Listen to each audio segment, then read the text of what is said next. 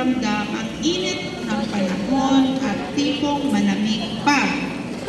Sa pagmamasid ni Binibining Loso sa paligid ng Barrio Acacia ay nakasalutan niya si Ginoong Bubbles na tipong nagmamadali at may hinahangad.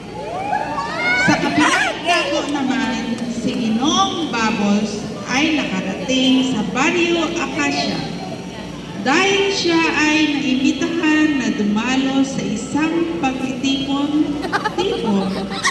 Kesa hindi niya matandaan kung saan tagpuan sila magtatakbo-takbo ng kanyang mga kaibigan.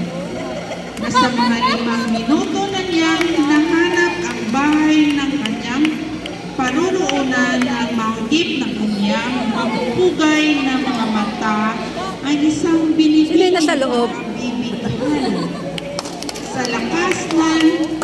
Sa lakas loob ng nilapitan ni Ginoong Bubbles ang nakakabighaning binibining upang magtanong kung saan ang bahay ng kanyang kaibigan na si Gustado.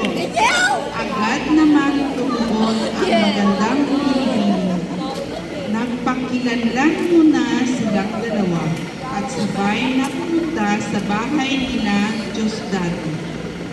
Magkababata din pala si Binibining Loso at si Diosdado, kaya ito ay kanyang nakilala.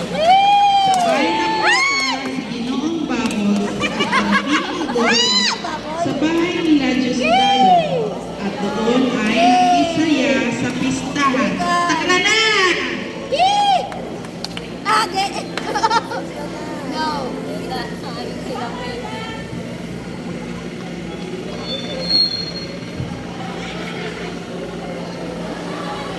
Lagi, mayay!